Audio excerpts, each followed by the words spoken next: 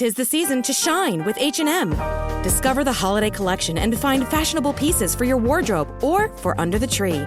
Get inspired and dazzle with this year's glam. From tuxedo styles, bow detailed pieces, impressive prints, and more. From unforgettable looks to unforgettable gifts. With fashion finds to home decor, find it all at H&M. Treat your loved ones and yourself this season. Shop in-store or at hm.com. The holidays are a time to feel and create joy. And what could be more joyous than the look on her face as she unwraps a stunning new jewelry piece from Blue Nile? How about getting 50% off your purchase? Blue Nile offers premium quality, priced below traditional retail. Their online experts are available 24/7 to answer any questions and make sure you've picked the perfect gift. For a limited time, you can get 50% off at BlueNile.com. That's 50% off at BlueNile.com. It's Saturday and the game is on. 10 minutes in, it's 3-0. I'm sipping back on a decan. I don't give a damn if it's 9 a.m. My football team's got me drinking. My football team's got me drinking. My football team's got me drinking. Give me beer or whiskey, wine or gin, anything to shake this mood I'm in. My football team's got me drinking. Back at it again with another episode of the Shades of Blue Soccer Show. We are the Blue Testament. My name is Cody Bradley. I've got in the studio with me tonight one Thad Bell. I'm here. Hey, man. What's up? It's been a while. We are short old Robert Russert tonight, but we have gained the one Chad period from KC. Yeah, that's actually what's gonna go on my tombstone, I think, is I just love my it. Twitter handle. And yeah. Hi guys, how's it going? Thanks for having me, by the way. Yes, I am no substitute for Bob Russert, who I've known, I don't know, most of my adult life, I feel like. Yeah. Back from his days with the Star. Yeah. I met when I was a young pup. Hard to replace his booming voice. He was the beat writer. He was for the beat writer. MLSsoccer.com. Oh, it was MLS. No, I thought he was with the Star before. Bob, where are you when we need you to answer questions about your life? Yeah, no, I literally have known Bob since I was like a young pup in the press box up there. Yeah. So We just Shame talked he's not more about his life than we ever have while he's been in here. that's really funny. Okay, so you guys just saw the jersey in person. I did not attend the party. How was it? Tell me about it.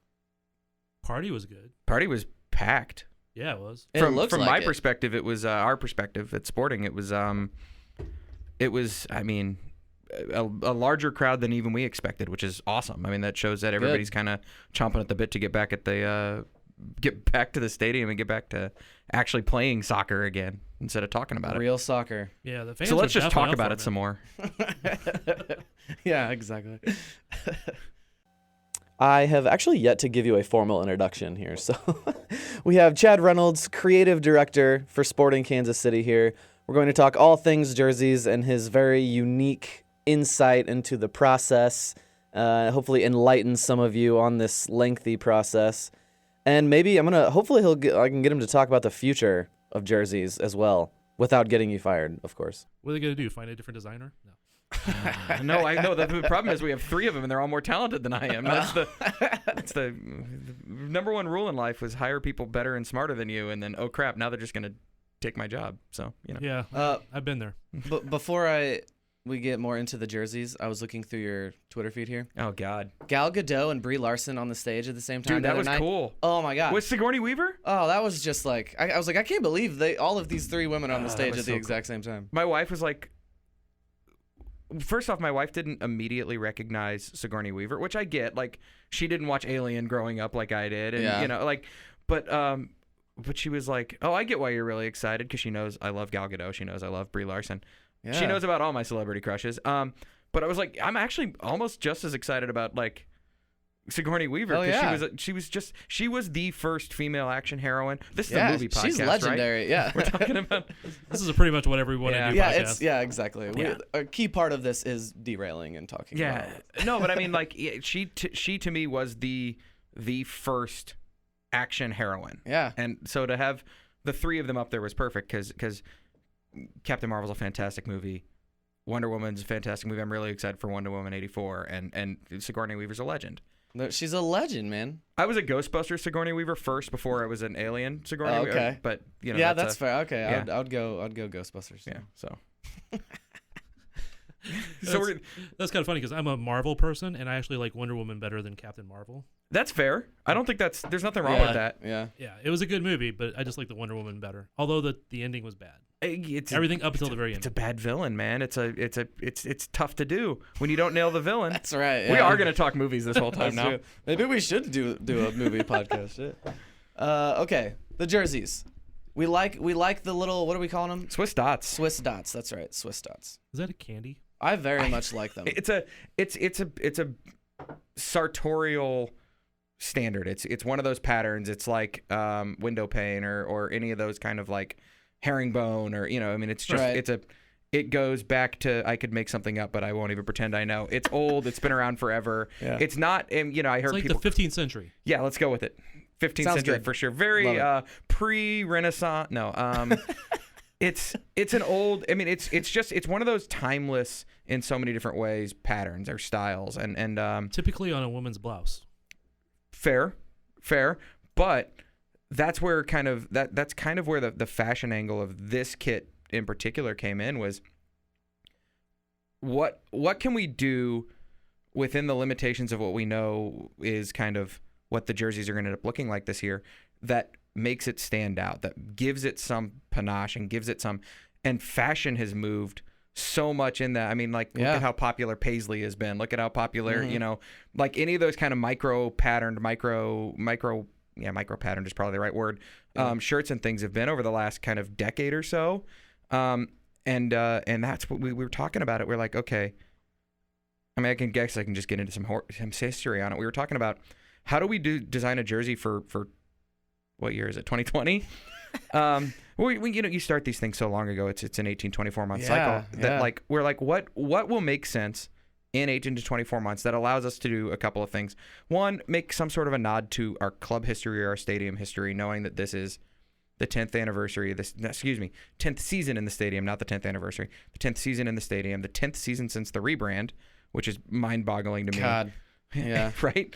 And then the 25th season of the club, and so it was like, well, you could go full on retro, but I think honestly, if we're being honest with ourselves, we learned a little bit from the polarization of the black argyle kit. Thad, I know your feelings on this. That there are a lot of people who said, "Why did you go black? That's not one of your colors," which is an absolutely fair question. It's a fair statement. Can I interject? Yeah, I'm okay with black. Okay. I'm okay with the silver. I'm not okay with no blue whatsoever. And that's fantastic. That's a great point. Yeah, that was my biggest totally. thing. Yeah, and that's a fair question. I love the black. I still love it. It's a good kit. I think it looks great on the field. I think it looks great on the guys. I think it looks great on people. It's worse to photograph. It was a weird one to photograph. I'm sorry to see the current or the just retired black one go. That one. To me it was a really, really sleek way to bring back Argyle, knowing that we couldn't do what we had done in 2013 with the Argyle third kit on black. It was impossible to recreate that kit. It was impossible to recreate the white and silver Argyle kit. Yeah. And just that was wholly due to the new Ivy logo. When Ivy changed their logo, we tried it. Yeah. I got mock-ups. I could probably show them to you actually. But we tried to go with, a lot of people asked us to do the Argyle back across the chest again, the way we had done it originally. And the history of the Argyle, as Cody sits here wearing the original blue and blue Argyle t-shirt. The history of that Argyle shirt was we started designing that in 2011 before we had a kit partner.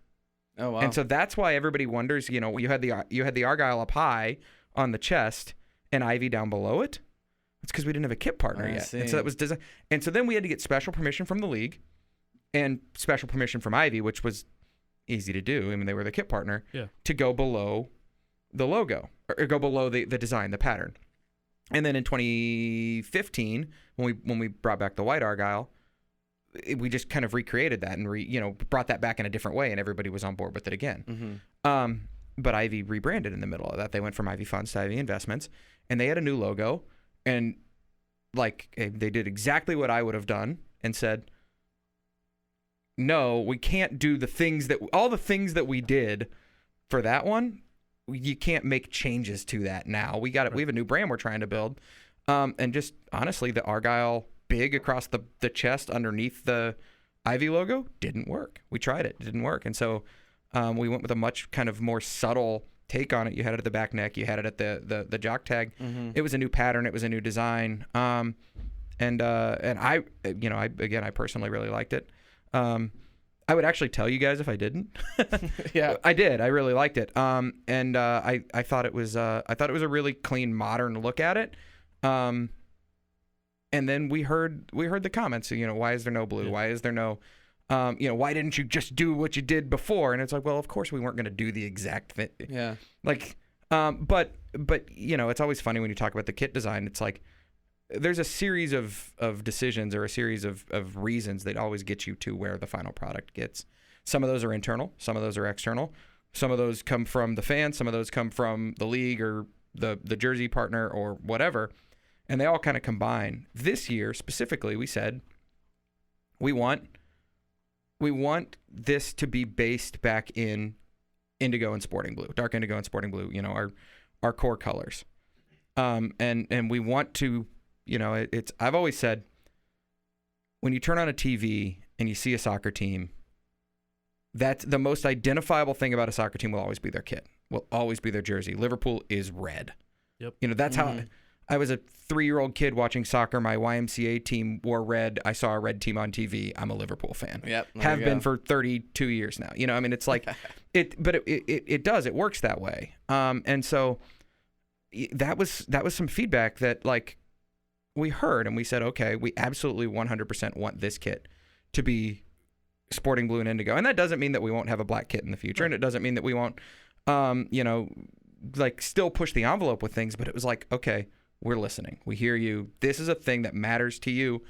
And you're right. And going into the 10th season of the rebrand and the 10th season, it absolutely makes sense. And then the Swiss dots themselves, come from this kind of abstract idea of what the fins at the stadium look like. It was kind of a, you've got those perforated fins that are on the outside of the stadium. And if you want to get really, really like stadium architecture nerdy, those were designed to look like the stadium was designed after the idea of the body and the ball. And the ball, the flight of the ball being the raising of the roof, like the rise of the roof throughout the stadium. Right. Dad, you probably remember this from back in the day. Yeah. No, I had this conversation with Ficklin 27 times. Yeah. And the fins are the motion of the body, the different shapes of the body and the angles. Yeah. That's what it was supposed to represent. That's exactly what it is. Dad. Yeah. And so it was kind of a nice tide coming into the 10th season, knowing, hey, there is this traditional, Swiss dots. And the Swiss dots are something we'd looked at a couple of different times over the years as potential ideas, and never really got into full-on concept stage, but just talked about patterns and things like that. And so it was really cool in this one where it kind of just fell into place. It was like, no, this is the time. It makes a ton of sense. Dark indigo base, sporting blue Swiss dots, and that's it. And it's been actually really funny to see how it's been received, because we've always joked that like if a kit isn't received 50-50, we're not doing our job. Like, okay, yeah, that's the goal there. Well, no, I mean, because if everybody likes it, you're probably not that's pushing the envelope enough. There you go. Like, it's the. I'm trying to think of an example of a kit that everybody's just like, oh, that's good, because it ends up just being like, that's fine, and there's nothing worse than just being fine, The light blue with just the thin white stripes, maybe. That was kind of like a lot of people just that was a lot of people's reaction. That's a good point. And that's a kit that didn't end up looking quite the way we wanted it to for a variety of reasons. But yeah, I mean that's a reaction that you get, and it's just kind of like, oh, well then we're not. I mean, ultimately this is art, and art's supposed to be polarizing, right? Like and ultimately it's you're telling a brand story at the end of the day, and if you're not making people talk about it, if everybody's just saying that's fine. What is that doing anything? And so this kid, I'm actually really excited to see the reaction, because there are a lot of people who don't like it. There are a lot of people who really, really love it. And it's been really interesting. We've seen some people who've come, some of the rankings from around the league have been really interesting to see. ESPN. Oh yeah, number one on ESPN. Yeah, which was, a little surprising, because I think there's some really nice kits out there this year. And some really terrible ones. Yeah, that's true. No comment. Huh? You won't get me to talk shit on other teams. Did you see our vote for Kid of the Decade? Yes. Hang on. It was at the Hoops, right? The Hoops was my vote for number 1, but that didn't win, did it? I think it was. Oh, was it the Black Argyle? The Black Argyle one? Yeah. I think that was the one. Yeah. Yeah, the Black. And the Black Argyle is a great example because that's another one that a lot of people hated at first. Everybody forgets now how there were a lot of people who were just like, "What the hell's that and why?" Do you remember when the Kai Kamara picture leaked? Do you remember this?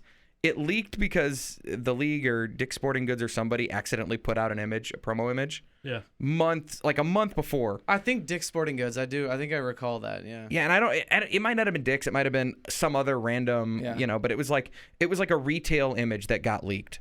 But it was definitely a promo image, and I think it was even a Photoshop. I don't think it was a real picture. Yeah, that sounds right. I'd have to go back. Showed the basic design. And yeah, but and it was just like, well, that's not how we wanted to do that. Because we had this really cool plan. We wanted to. Which is why I've always held off on like when people have. I've probably like. I've seen you say year, this. I've gotten somebody leaked an image to me, but it was a bad image, right? So the only time I've actually posted images is when it's been the one site that does the really high quality ones. And I've tried to always hold off on doing But I've that always seen you say, like, I want to see the real thing. I want to see it's different. It's different. It's always better in person. Mm-hmm. 99% of the time it's better in person. This one looks way better on them, for sure. So what's really funny is the leaks. We see the art, and you're just like, well, that's not what we wanted to do. Because you see flat art, and then you see kind of the 3D art, and it's like, oh, that's better. And then the prototype comes in, and you lay it out on a table, and every single time, without fail, with like maybe one exception, actually, now that I think about it, you're just like, that's not quite what we had in mind. Yeah. And then we put it on somebody. And we always have, there's like, generally these days, it's Thomas Earl, who's one of our fantastic retail guys. He's our retail buyer. We put it on Thomas, and we're just like, first off, because they send a medium as the prototype. I mean, it's a medium, but it's the authentic, so it's the athletic cut, right. and so Thomas is a thin guy, and it fits him perfectly, and it was just like, oh, now it looks awesome. It's really funny when you see it on somebody versus seeing it laid out, or you see. The art that's the mock-up art that's out there, or the shadow image, or whatever they call that. Yeah. So yeah, no, it's always a really funny, because we internally go through the same kind of mental checklist, I guess, of like, like yeah. Right, yeah. It always works that way too. I mean, I've been to some of the photo shoots when you guys are doing stuff, right? And I walk away, I'm like, guys, it looks better in person. Yeah. Well, and you put it on the players, and you put the shorts and the socks with it, and you put everything else with it, and then sometimes there's shorts and sock combos that we don't ever end up using. For example, the primary kit. Now we have a dark short option that we haven't worn. It looks good I really like it with the dark shorts, but from a competition committee gets involved, and it's hard to wear certain combos against certain and we have it, we just haven't worn it.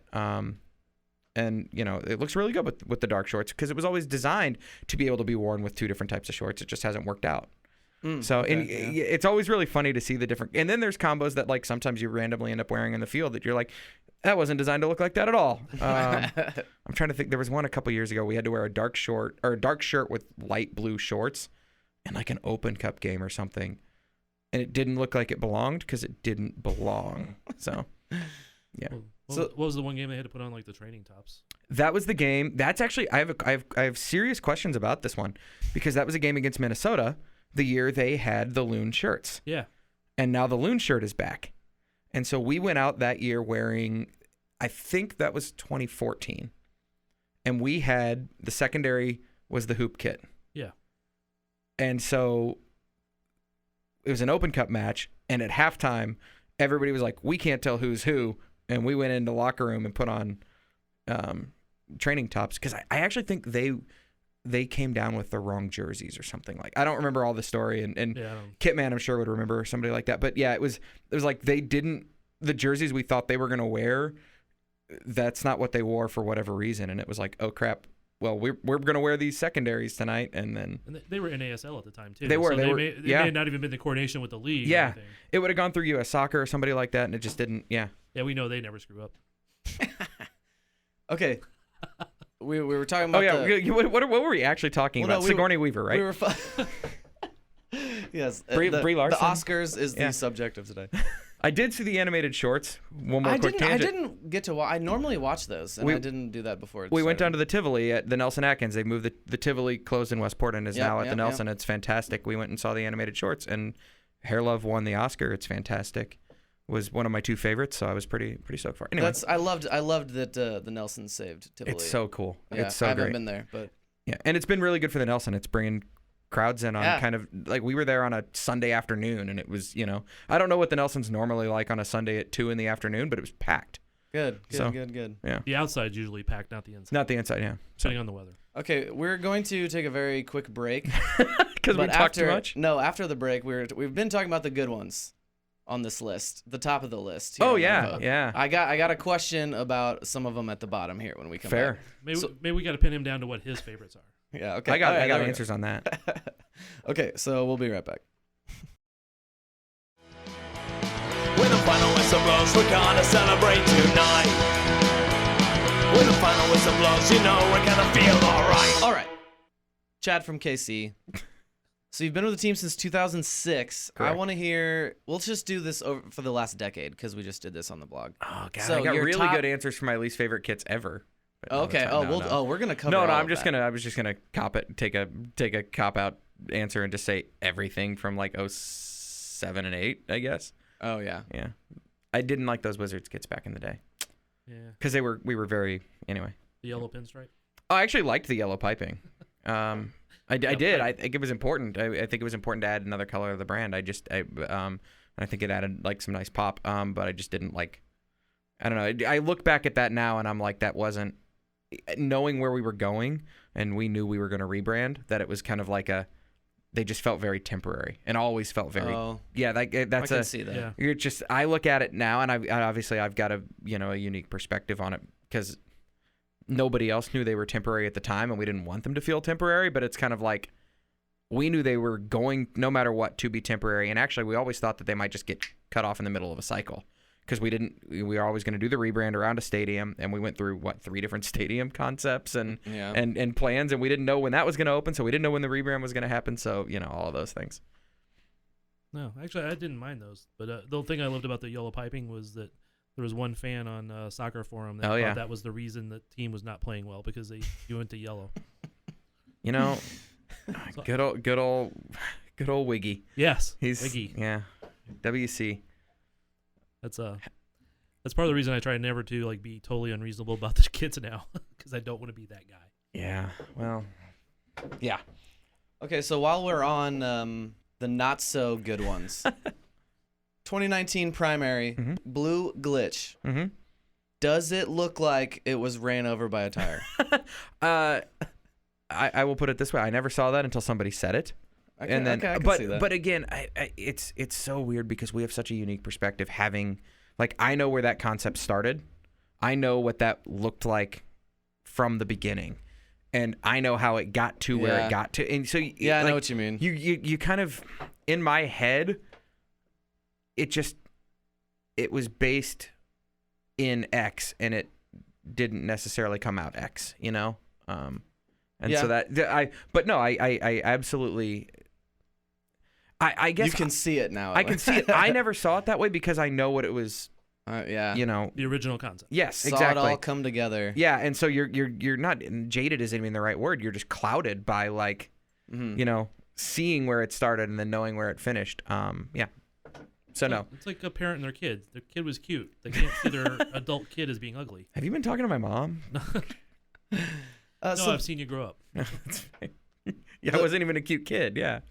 The blue glitch did not come in last place. It was the 2011 to 2013 Navy secondary, which I think is unfair. By the way, I do remember seeing this. I agree with that because that kit's a great. That kit looks great up close because of the embossed state line, the filigree and the state line. That was actually one of my high votes. Yeah. So, but look at In fairness, that's the picture we use, so you can't see the. Yes. Yeah. Yeah. And I actually really liked that because that established the dark indigo as dark indigo with sporting blue trim as the secondary kit. I thought that was very important at the time, that was kind of what we were going to look like for the most part on the road. So speaking of the state line, that's coming back at some point, right? I hope so. It's my favorite kit. The state line is still my favorite kit. I know we're talking about least favorites, but it's my favorite kit of all time. And I love the whole concept to start with, the state line. That it was in everything. The badge, the little line in the very first sporting blue kit, the pattern in the indigo kit. I loved the fact that it was in there, and I'd love to see that come back in different ways. Me too. I agree that the state line was, and I mean, we can go into kind of the history of that, but the brief version of that was, as we were trying to decide what to do for the logo, essentially the shield logo, we were, and this goes way back to June of 2005. Heineman calls me and he goes, "Hey Chad, we're looking to buy the team. When we do that, we want to talk about what the rebrand might look like." Because the Kansas City Wizards rainbow logo is just never going to fly going forward. I don't think that's how he said it. There was probably more colorful language. So we started discussing, when you're talking about building a brand, especially in the mid-2000s, where logos and design were going, the Seattle Sounders just came out with their logo. You have the Space Needle on it. Toronto had just come out with their logo. It's got Maple Leafs hidden in it. Colorado had just come out with their logo. It's got a mountain in it. And it's like, iconography was so key. And things have changed a lot over the last, now I guess 15 years. Aesthetically, now we'd probably go, we probably would have trended towards something more letter-based or, more type-based or whatever. But at the time, iconography was everything. And iconography involved in a logo. And so we're like, well, what's the icon for Kansas City? We just don't have it. Like, we don't have the Space Needle. We don't have the St. Louis Arch. We don't have, and then it's fountains. We're the city of fountains, right? And then you sit down and start drawing fountains, and it doesn't work. Like, there's no way to make it not look either. I guess the best way to describe it is it's either going to look effeminate or it's going to look childlike. And there's no, Well, even if there is a way, it's already been used. Yeah, and we couldn't use like the existing KC Fountain, logo or anything like that. And so you're kind of like, well, you were stuck. And so we were like, well, what makes Kansas City unique? Knowing that, what makes Kansas City unique? We don't have that architectural piece that will work or something like that. And so it's like, well, the thing that defines this city is the way it straddles the state line. The way it's one city, but it's two cities, but it's one, it's one city, two states. Two states, one city, one club is a phrase we've been using a lot lately, kind of getting back to your state line conversation. Mm-hmm. And that was it. And it was almost an epiphany moment of just like the state line. Well, how do we do that? It's crooked and it's weird and you can't just do that. And I will never forget, like, one of the defining moments of my life is Greg Cotton drawing in the air like two straight lines kind of at an angle. And I was like, wait, like this? And I pulled out a pen and we were sitting at a bar in it was a bar called the Mango Room, somewhere up off like 12th and Wyandotte or something like that, 12th and Baltimore. It doesn't exist anymore. I swear it wasn't a gay bar or a strip club. Yeah. It just sounds like it. The Mango Bar? The Mango Room, yeah. No, it was this Caribbean-themed bar, and the reason we were there is because they had $2 PBR drafts. And we're sitting there, and I literally drew what became the state line in the crest, that angle that's in the crest, the Shield logo today, on a napkin. And it's one of those things that was like, we probably crumpled the napkin up and threw it away. Mm-hmm. And you should still have it. Yeah, no kidding. Like, how cool would that be to be in the stadium? Hell yeah. And now that I've told this version of the story, I can't even like draw it on a napkin again and put it in the stadium and pretend it's the real one. You ruined it. Yeah, I genuinely have no idea whatever happened to that. But there would be the authentic, there would be the replica. Yeah, it's the replica. No, and it was very much like, okay, we know that has to be involved somehow, and we had no idea how, and we went through about 40 iterations over the next couple of years trying to figure that out before we landed, obviously, on where it ended up. And then the state line kit. So there was state line stitching in the initial kit in the 2011 primary, and the state line embossed shape in the 2011 secondary. And we were very adamant with Adidas. We're like, okay, we need that. It needs to be there. We didn't want either of those kits to be over the top, but it has to line up with the state line and the crest. It has to, like, mandatory, and not even like, fake mandatory. Like, no, there's no point in doing this if we can't, like, right. No Meet half them inch at that off. point. Yeah.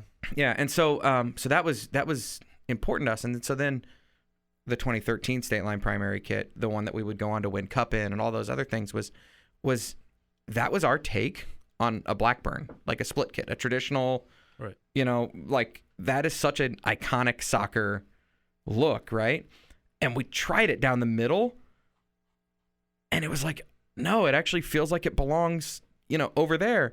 And then we tried a straight line, and it didn't. And so we went through about 40 iterations on that, and finally we're like, wait, we're overthinking this. Just cut it straight the way we've always done it. Put one sleeve blue, and then we had to, fight and argue with Adidas and the league and be like, no, guys, please let us do this. Like, please let us do it. What was their pushback? On Adidas's end, they had never, to that point, done different colored stripes on different sleeves. And we had a couple of advocates at Adidas who were like, you know what, you're right, it works. Like, it's the right way to go. Why wouldn't they? I mean, like, why wouldn't they want to do that? The stripes are holy to them. That's their brand, and it wasn't like, I shouldn't say it was a fight. It wasn't a fight. It was a conversation, and it was like any good conversation. Like, by the end of it, everybody kind of, stopped digging in. We were adamant, and they were adamant, and by the end of it, everybody was like, no, this is actually the best way to go. But at one point, we were looking at, physically, we were cutting out paper and like taping it to, mock-ups and replica jerseys that we had hanging on mannequins, and then stepping back 30 feet and taking pictures and being like, no, look, it works, and like sending pictures back and forth either internally or to Adidas or the league or whatever. Anyway, it was such like a battle to get that to where we wanted it to go, but we felt so strongly about it. And then it came out, and there were a lot of people who were just like, I don't get it. After all that. Yeah, and then it, to so many people, it became the most iconic kit in the history of the club. It's the one that we're wearing when, the pictures of Matt Beasler and Graham Zusi walking around the stadium holding the trophy up. That's what they have on. That's what people see in their mind. And so, yeah, to me, it symbolized the story. I mean, it symbolized what 2 states, 1 city, 1 club was and is so much about. And so, to me, that's always been one of my favorites, especially given what it took to get it there, because it was. Oh, right. It was both a bear on the production side and a bear on the concept side. But when it came down to it, it was fantastic. It is fantastic, and I would like to see it become the defining, our stripes or whatever you want. I don't think we'll ever be able to wear it again the way we wore it, given the 2 sleeve thing was a problem for competition. That's what I thought when I asked that question earlier. That's what I figured. Yeah, maybe the pushback was. It was at the time, and if you remember, Salt Lake had a shirt that they had a weird second sleeve color on it also, and we used that in the conversation. They didn't have the alt colored stripes, but they had but yeah. So we well, somebody has a split jersey for this year too. Cincinnati, it's a light versus dark thing. So the league has colors literally defined, and they were less like hard and fast defined back then about like, this is a light kit, this is a dark kit, or this is light color and this is a dark color. And the problem there is that's a primarily light shirt with such a dark section, and now the rules are something, I think it's like 80% or something like that, primarily has to be one either light or dark colored. But I don't think we could get away with the sleeve being an alt color, because if a player is, facing you the wrong way, it could be. I just don't think competition would allow it these days. And that kit is probably the reason why. Well, honestly, and why would you say it hasn't been brought back at all yet? Just because. Well, that's part of the reason. And the state lines are really hard. That's a really hard element to get right on a jersey. I know. We tried a couple of other concepts. In fact, what ended up becoming the hoop kit in 2013, no, that's right, 2014. The 2014 hoop secondary, we had a prototype in the building of a State Line kit. It was a dark blue with a sporting blue kind of State Line. It was actually 2 lines. You remember that State Line kit had the offset line? Yeah. It was kind of the same thing. It just didn't work. Like, it looked great on the art. We thought we had a winner, and it came in, and we were like, nope. And what's funny about it is now we wouldn't even be able to, like, walk it back. Now the process has changed enough. We'd basically be stuck with it. But back then we were able to say, like, hey, no, pull the parachute. What other options do we have? And we'd always liked the hoops, and so that kind of, and then obviously that always ends up being one of our most popular, most iconic kits. Well, one thing you've been talking about is, you guys obviously like to kind of push the envelope there. And so that's what all these different designs, like I'm scrolling through here over the years, and really if you do that State Line thing, you couldn't do any of these. It's because how do you go back to it? Yeah. And that's the I think that going forward, the future where we're headed, and I obviously sit here knowing what next year's looks like and having ideas even on 2022. I think where we're headed is how do you find the right ways to incorporate the things that matter.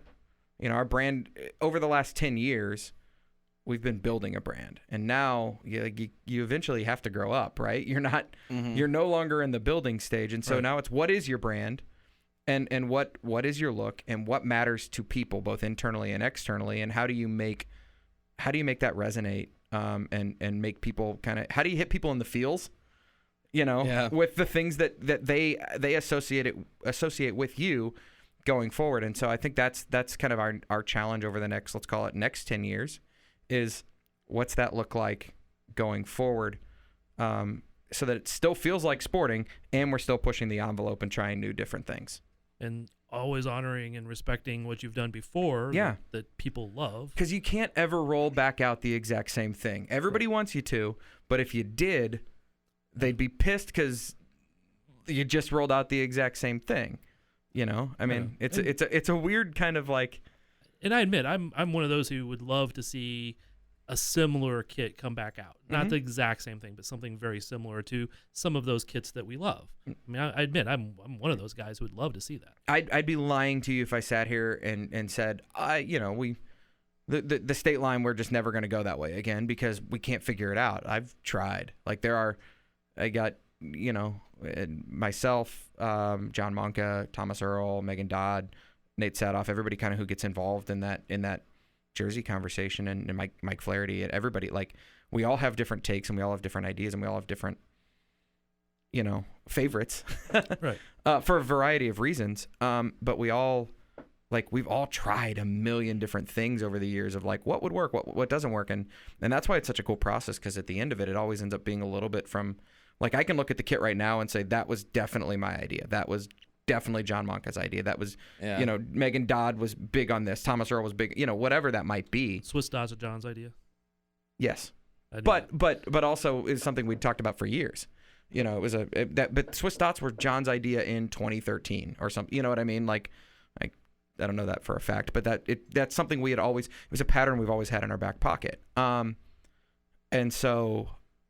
Yeah, I mean, it's one of those things where you can always look at it and say that, and then going forward, it's how do you find the right way to be referential and reverential, but also keep pushing it. And so I think, not to sit here and say like we've crushed it, we figured it out, we got the solution. Like, guys, I'm really, really excited about 2021, and I'm really, really excited about 2022. And I'm really excited about this one because you look at it on the guys and it's like, that's going to look great on the field. So, I mean, it's one of those kinds of things where it's like knowing where we're headed and knowing where I think, I think our brand is in 2020 versus where it was in 2014, 15, whatever. I'm really excited. Like I think we figured out what we are now. I think we figured out who sporting is and how it means so much to people, and you're going to see a lot of that from us this year when it comes to like marketing and things like that. Okay. Like we're learning so much. You don't ever really know until you pull yourself out and like look at it from a 30,000 foot level, just how deeply people feel connected to this thing that we do. Yeah. 17 home games a year or whatever. And it's like, that's like eye-opening and awe-inspiring, and you're just like, oh shit, we really need to make sure that's our focus again. You know, it's a responsibility too. Yeah, no, I mean, we've always said we've got a standard to live up to, but it's like no, we do, and literally everything we do, you know, it's we built this based on X, Y, and Z. Let's go do the X, Y, and Z things because that's what people expect from us. That's what people want from us. And I think that'll, you know, this year for the kit is kind of, you know, like I said earlier, we heard the fans say, we want you in something that has blue in it. Yeah. You know, and so that comes back. Yeah. Quite honestly, I know, I don't want to put you in trouble in any way, shape, or form, but some of the things I don't like about it is things that you cannot control. Well, yeah, you always... The template is something you can't control. You have to work within the template. And you have to, and that's... Everybody had to. And a lot of the majority of the new ones that I've looked at this year, the template is what I didn't like about it. There's a couple of them that actually works well with, I think. But most of them it don't. Yeah, I think DC's it's perfect for because it so perfectly captures a modern take on what DC United looked like in 1996. Yeah. So yeah, there is 2 new league-wide things on these jerseys: the new font on the back and the infamous 3 stripes on the shoulder now. Because that is, you know, looking around at all the comments and on Reddit and on our blog and all that, most people do like it. It's like yes, I definitely like it. It's just those damn stripes on the shoulder. So I was wondering how you felt about that. Well, I mean, so I don't think they're that bad. I love the silver. It's like kind of bold and the silver's an interesting thing. I had somebody ask me the other day, why are the stripes not sporting blue? Why are they not the light blue? And I was just like, okay, well, hang on, back out. If it's just sporting blue and indigo, what does it look like? Like, does it have any real panache to it? And then hang on, now you make the stripe sporting blue. What do you do with the partner logo? What do you do with the Ivy logo on the front? So if you make the stripe sporting blue and the Ivy logo sporting blue, now you've got sporting blue Ivy logo sitting on top of sporting blue Swiss dots, and you start to run into all these other issues. And it's like, we've got a history of putting the silver, you know, in our uniforms. It's which one of I our love. colors. Yeah. I mean, it really stands out. It's really nice as the font number on the back on the jersey, like that's really nice. And you don't want that to be white, you know, like, yeah. So it's What do you think of that new font? I like the way all the numbers and all that looks. really like the numbers. The letters I haven't seen enough of, honestly. Like, I want to see that. I haven't either. Yeah, I want to see that on the field where it's on the back of the back of the jersey. I've seen it on a sheet. I've seen it on like the artboard for it, but I don't know what that looks like. You know, because again, it always looks a little bit different. In person. I want to see it in action. The numbers I've seen a lot more of, and I really like those. But I mean, I grew up with like the tri-line. You know, I was a product of late enough in the '80s to have experienced the tri-line numbers being a thing. And so to me, it's like reminiscent of that. So I don't even know what the actual font really looks like. I didn't pay that much attention, to be honest. It's like an inline. Yeah, it's an inline, but there's some overlaps and some. Yeah, it's cool. The Swiss dots stop right above the chest. Is that the league thing where right that's where you guys get to design this and then? Well, no, I mean that's a production issue. I really talked about like bringing that it up look there. though. There's something different about it, but I definitely like it. Yeah, it's every time the new kind of and I know people like to say template, and that's not really kind of how it's set up with Adidas, but it's like every time that jersey trim, pattern, cut, I'm blanking on the exact term, it's one of those probably, from Adidas comes out, there's always production wrinkles that get involved. And so the best example I can give you is the State Line kit, for example, was a sublimated dye or a dye sub, you know, kit. So the inside of that kit, I don't know if you remember this, the inside of that kit wasn't sporting blue and indigo. The inside of that kit was white because it was essentially like a printed, that one might have been printed actually. You know what I mean? Like it wasn't, you know, like the inside of my shirt is blue and black because the outside of my shirt is blue and black. The inside of that shirt was white if you go back and look at it. Huh. Yeah. So not the replica, the authentic, because the replica was constructed differently. And so like there's always different production wrinkles that come to it.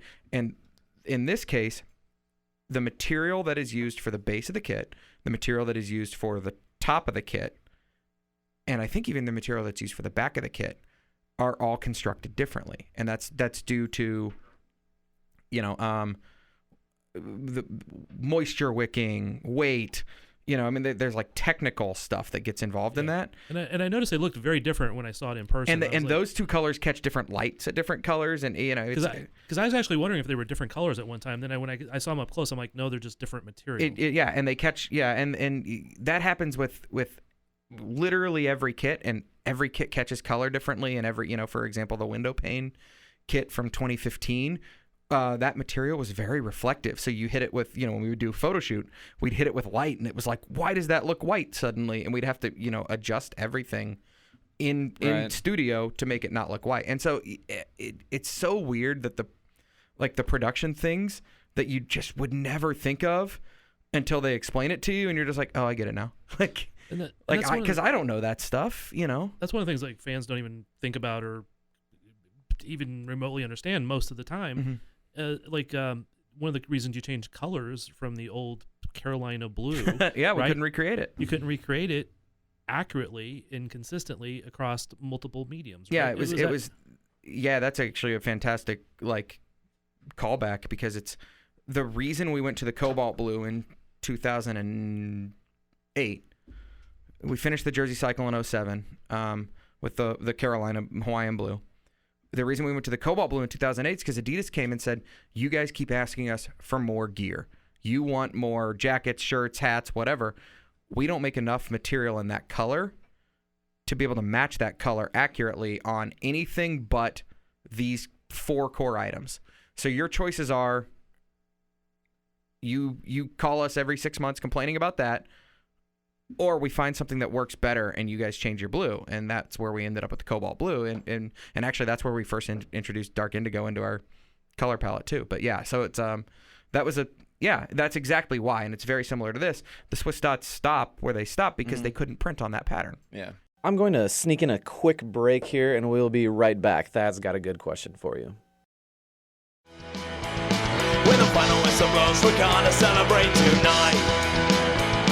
When the final whistle blows, we're gonna feel alright. What's maybe one thing that you really wanted to do but you couldn't because of some technical? Well, no, I bet he still wants to do it in the future, so he can't say. I'll actually give. No, I'll give you. Yes, but we'll a couple of those. We'll save that for next year, or the year after, or the year after. No, the best example I can give of that is the kit we were talking about earlier, the blue one with the white vertical stripes, the melange blue. Those stripes ended up being printed on, and they were originally supposed to be more integrated in, and a little more subtle. And the production just we couldn't nail it down across different sizes the way it needed to go, because that's the other thing that we wanted there to be. I think it was 4 vertical stripes. I don't remember. I'd have to go back and look at it. We wanted them to be the same on every size kit. There's only X number of stripes. We don't want somebody to be wearing a small and have it only have 3 stripes. Yeah, or whatever. And so somebody like me have 7. No. And so we. So we were. Damn it, that was good. So we were super cognizant of that. It needs to look the same. Now, if we had a bunch of pinstripes on it or something, wouldn't have been as big of a deal because there's so many of them. But because it was so few and they were spaced, that we wanted to make sure that it worked across multiple different sizes, and so that ended up making the production have to be this certain technique. Those things happen. That story right there, that's why I was very excited for this conversation. Just to hear those little, because that is very interesting to me. It's so easy for these people on Twitter to look at this and be like, no, boo, why didn't they do this or that? It's just interesting to hear, the other side of it that no one does get to see. Well, the color thing I was talking about, that was one that, with this, why aren't the stripes on the sleeve sporting blue? Why aren't the stripes on the sleeve tonal like LAFC? And it's well, if we do them tonal, it creates a whole host of other issues, because now in certain light you've got basically 6 different colors of blue on it or whatever, and it's the funniest part about it, and look, man, I've been a designer most of my life. We learn to have thick skin. Ultimately, you have to. Ultimately, it's a subjective business, right? I promise you, we've asked ourselves the same questions that you're asking. Not you two here. I mean, Any question that could be asked of it, you guys it obviously got worked asked, for. and the decision that was made for a reason. And you may not agree with it, I might not agree with it, but like it got there for a reason, and it wasn't just blind, and it wasn't just, they're not trying or whatever, like. And I'm gonna jump in there because I'm gonna back you up on this, because I've not every single year, but for most of the years over the last decade, I've asked you questions about their kits. Mm-hmm. I've talked to John Monk. I've talked to you. I've talked to pretty much anybody who I can't remember. There was another designer that was there at one of the photo shoots I talked to. But anyway, I talked to you guys and I've asked these questions, and I know you guys think about this stuff. Now that doesn't mean I still will like the decision that come out at the end, but I got to give you credit for that's everybody that in sporting. You guys, Ficklin, Heineman, Cotton, all those guys that were around back then, every time I'd ask a question like, did you think about this? Ficklin would pull out a project planner and say, yeah, that's step 27 on day 32 is what I got to decide, And so I know you guys think about this. Well, and something Rob Heineman said to me one time that always stuck, and then Ficklin and I kind of used it as a motto or a mantra for a long time, was it's never too late for a better idea. Nice. That's like literally, I know you guys have probably seen we're doing this massive concessions refresh at the stadium right now. Mm-hmm. We were out there today and we were looking at something, and like it just wasn't quite working the way we wanted it to. And so, I spent 3 hours today essentially just like going back to the drawing board on it. Not in a bad way. It's just like, oh, that concept makes sense, but in execution, it's not getting there. So how do we get it right? And it's, and that's like, these things matter to people, so they have to matter to us. And that's why I try to never get defensive about it either, because like the fact that people care is the whole point.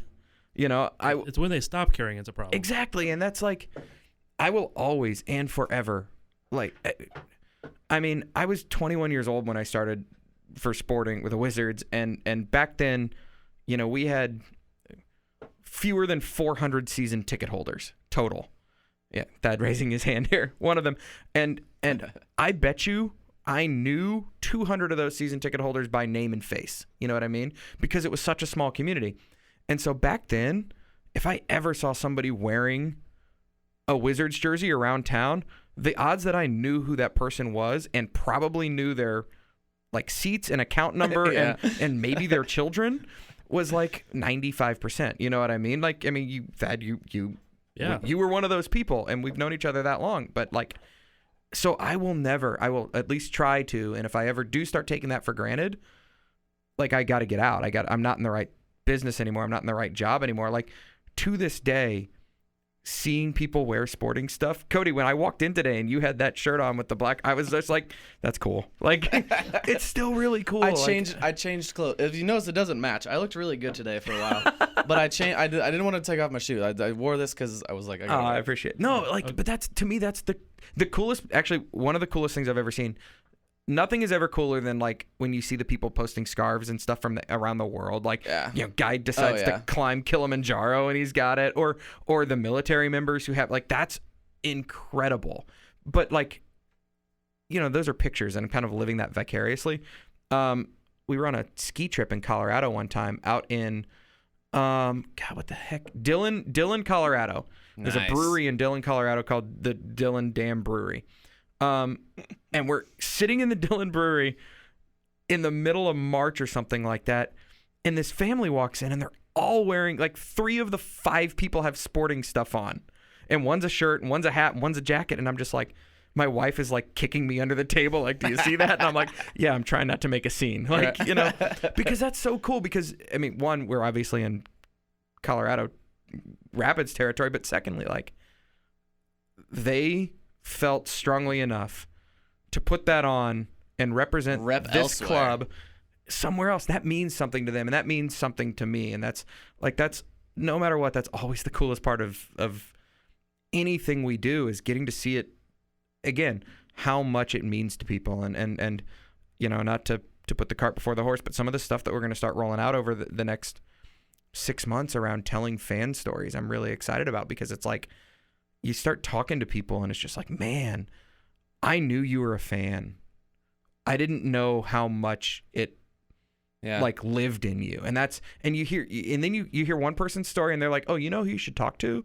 And they send you to something, and it's like, that's important. That's we're so lucky in the sports world that when people talk about sporting or the Chiefs or the Royals or KU or whatever, they say the word we. Like, that's cool. Nobody else has that. We used to find people. We try to pretend to be journalists here on this pod. We used to find people if they would say we, and then we just throw too many dollars in there. We just abandon that. We say we. But I get in trouble for doing. I mean, because I'm 'cause you're around the PR guys too much. So in quotes, exactly. I have to be cautious. You did it of that. first. Yeah. No, but you're a journalist. You're around. It's different for those guys. It is. It really is. And not like, I mean, I guarantee you, Kurt, Robo, Patrick, Sam, they're all saying we behind the scenes, but in there, they also can't cheer in the press box. It is right. Those are the rules, and those are the rules. But like, as a sports marketing guy, there's nothing better than that. That means you feel it. That means you're attached and you feel that commitment. And I tell this story when I go and give presentations on the rebrand or whatever to colleges, or like, that was one of the impetuses. Is that the right impetuses? I don't even know if that's the right plural. Sounded good. Yeah, we'll go with the that was one of the reasons. There we go. We were so nailed down on, we have to change this name, we have to change this brand. Was, I was living with two buddies at the time. They were both in med school at KU, and they were both huge soccer fans, and we were obviously all huge KU fans. We'd all gone to KU together. And this is 08. This is the middle of 08. KU's just won an Orange Bowl in football and wins a national championship in basketball. So it was a really, it was a good year to be a KU fan. But that was the one year they yes, were good it at football. was. Yeah, it was the one year we were good at football. But I noticed when my buddies talked about KU, they would say we, and then when they talked about, one of my buddies was an Arsenal fan. He'd never been to London. Another buddy was a Tottenham fan. He'd never been to London. Oh, but they're saying we, though. Yeah, and they would say we about Arsenal and Tottenham. And then playing FIFA, they'd say we, yeah. And then they'd ask for Wizards tickets or talk about the Wizards. You're like, hey, when do the Wizards play next? And it was it kind of hit me one day, and it was just I remember we talked about it in the office, and we talked about it with some guys from the league who came in, and it was kind of, they literally, that was a conversation that was just that's what we need. That's the difference. And so, that's really cool. And when that family walked into that brewery in Dillon, Colorado, it was those people say we, I don't know. That's why we do this. That's why we on the staff wake up and do this every morning. And so when it comes to things the kits, it's no, man, I get it matters to you, and that's why it matters to me. And you may not agree with it. I hope you do. I hope you like it. I hope you feel something about it, to your point earlier.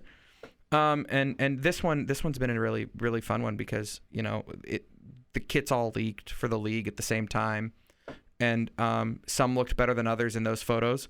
And I bet if you go back and look at the reaction to those leaks now, a lot of people have changed their tunes on a lot of kits because you see them in person, you see them, and it's really funny to kind of gauge those. And you can't, you can't live in that. You can't go back because it's just what's the point? But it's really interesting to look at the reaction and then to see how it sells, frankly. Mm-hmm. And this one has been really, really well received on that end, which is really great. Both in person at the season launch party the other night and online, we're getting really good feedback on it. It's one of those kits that a lot of people, I think it's really easy one to be vocally loud about. And that's absolutely, everybody has that right. But then a lot of people walk up to you and they're just like, I really like it. Especially once I saw it in person, I really like it. And I love how it looks on the guys. And then the guys, we've always been really cognizant of when we bring the team out at the parties, we always have them, we don't want to put them in soccer jerseys. Yeah. You're going to see them in soccer jerseys, full on kit enough. Put them in jeans. Because that's how you're going to wear it. That's what I was just about to say, right? Yeah. And we've always said, it's got to look good in a bar. We want you to be able to wear it into a bar. And got to represent. Because that's the whole point, right? Please wear it into Dillon Dam Brewery in Dillon, Colorado. No, I mean, it is. It's important. I do want to see what it looks like on the field Me too. Because it'll probably go. I haven't seen it there yet. Because it'll probably go from 4 to 6 to 7 or 8 at that point. Yeah, it's actually if you win an MLS Cup, it'll go to 9. There you go. Well, so that's the other thing too, is it's always interesting to hear the players' reactions. So we always do the photo shoots, the preseason photo shoot. And we had the guys down in Arizona, and most of them had not seen it. A few had, but most of them had not seen it. And so the first time they see it, the shirt and then the shorts and then the socks is literally on themselves or on the other guy in the room doing the photo shoot, Yeah. And that's really cool when the guys are like, "Oh, this is dope," and then I think you put anything on Kyrie Shelton and it looks good, Well, that's what I was. That's what I was about to say. It looks. I think it's finally been well received, even if people didn't like it at first. And I don't know. Once you see the picture of Johnny Russell in all of his glory wearing it, how are you not gonna like it? Yeah. Or Polito. I mean, Polito was really was fantastic because he walked in, and maybe for him it was like, hey, I don't have to wear 44 different sponsor logos on my shirt like every team in Liga MX. But he was like, this is really. And I think he struggled. I don't remember what he said. He was trying to struggle to find the word in English that translated from his Spanish. And his English is very good. But he was just like, I really like this. And he had already seen it in LA, doing the league marketing shoots. Yeah, that was the original leak. Yeah. And then he wears it. And then he had it again. I remember him holding it up and being like, I really like this. And so that was cool. It was that's a win right there. Yeah. Also, just not to. I mean. We've been talking forever. Sorry, but yeah, we have been, but it's okay. Polito, like that guy, I'm so excited. Yes. He's been. If he is half the player on the field that he has been the human off the field in his short time here, and I mean he's set a high standard. He was the nicest dude to work with for a guy who came in for. The highest signing in club history and a big price tag on him. By a significant margin. And as somebody actually put it out to me, that guy was the best player on the most popular club in the Western Hemisphere. Yeah. I was like, oh, wow, that's a pretty big cross to bear. But he came in and he was, we met him, we did the photo shoots and just talking with him. And he's asking, did you get what you needed? Am I giving you, right. And just like, man, that's awesome. Jackpot. There's a lot of guys who done some far less paid. You've done those photo shoots, yeah. Yeah, I mean, heck, they may not even be here anymore. They might be in Florida somewhere that were less kind about that sort of thing. Okay, so let's save Polito for the next time you're here, because we're inviting you back for sure. But yes, we all appreciate you're a very talented man. You're very good at what you do. I think. There's always a loud... I appreciate that. You don't need to say that. There's always a very loud minority out there that I'm sure it's hard to ignore, but I think the vast majority of SKC Nation greatly appreciates, most of the jerseys and much of the marketing and the branding, and that you guys do care down to all the details, like last minute changing the concessions for the stadium. The vast majority appreciates what you guys put into this. So yes, we do thank you, and I'm not saying that because I feel like I have to. No, I mean, I don't want to. It matters, man. It does, and whether it's really hard to ignore it sometimes. You know what I mean? Yeah, but man. But we signed up for this. We signed up for a really subjective. I signed up as a designer a long time ago, and I don't spend that much time designing anymore. Like I said earlier, I've got just a fantastically talented team that I'm so lucky to have, and that we Sporting and the Sporting family are so lucky to have, because those guys care. That you've met several of them over the year, and like you can't ignore the bad when it comes. You just can't. Mm-hmm. And sometimes you roll your eyes at it because it's something that you're just like, if they only knew. Yeah. Or sometimes you feel insulted by the they didn't think about this, or it's like, of course we didn't just throw it at the wall, to see what stuck. And again, I will reiterate to anybody that I know you guys think through every possible opportunity, every option that you can. I mean, maybe you missed something, but I've never really. Oh, we're certainly not perfect. I don't think I've ever came up and said, "Hey, did you guys think about this or that?" and had one of you guys, "Oh no." Well, and that's the other thing too is I'm going to throw some ideas later here. I love it. No, no. The other thing too is we're really, really lucky that we've got a fantastic ownership group that just frankly cares, like more than you even know. You know what I mean? And we've got He's still buying beer every single game. Like, come on. Well, and it's not even that. It's yes, I mean that's fantastic. That's part of it. Yeah, that's. But it's like the behind the scenes stuff that you're just like, sometimes you get the emails and you're just like, wow, that's cool. You actually care about this tiny little thing that we're doing. That's but no, I mean, and then you get to look at the conversations that we get to have with people around Kansas City, like this new partnership with Jay Rieger is going to be so cool because that's a Kansas City brand that cares. And that literally came about because Jake Reed, our CEO and president, and Andy Rieger, and Ryan Mabey at Rieger were kind of like, why don't we do something cool together? And I'm like, that's not this massive, high dollar, corporate partnership deal. That didn't come from that. That came from, let's do something really cool together. We've got the new dog club with Bar K. That's like, yeah. Okay, so the three of us, I feel like I've enjoyed this a lot. We would just continue talking forever. Like we're gonna get before we get on Johan Krause or something. I'm just gonna have to like. No, we should cut this. I apologize. I'm gonna. I warned you. I was verbose. I mean, I love it. This was a lot of fun, and he yells at me for talking for a long time. You're more interesting than Thad. That's the difference. Wow. But yes, we very much appreciate you coming. I hope you come back soon.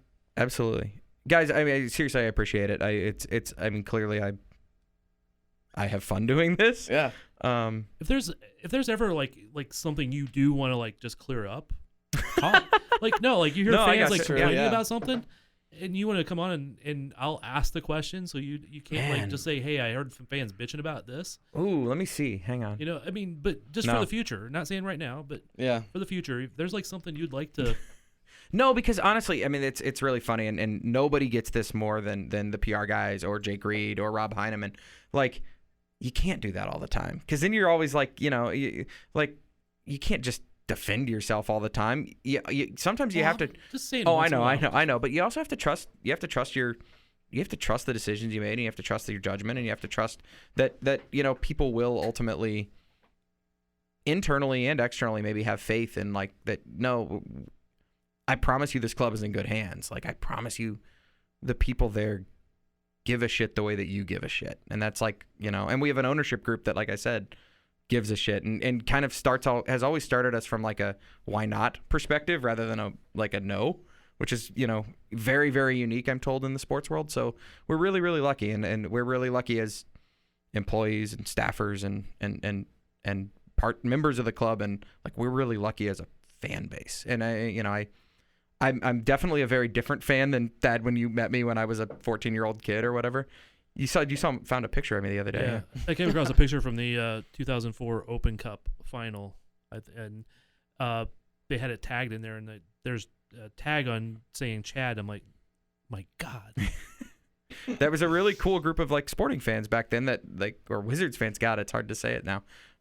Wizards fans back then that have like gone on to live in the soccer world because we care. I mean, it's my life. It has been for many, many years now. So, and I do have to think that for a lot of sports teams, that's unique in the fact that you grew up with the club. We were season ticket holders, yeah, and became part of the club as an employee, and now have such a part of steering how the club is perceived. Well, and yes, there aren't a lot of me out there, people who have done that, who have gotten lucky enough to have lived that. And I always tell people, aside from Pixar calling, like it's my dream job, because I got to help build the brand for the club that I've cared about the most of my life. That's really, really cool. Yeah.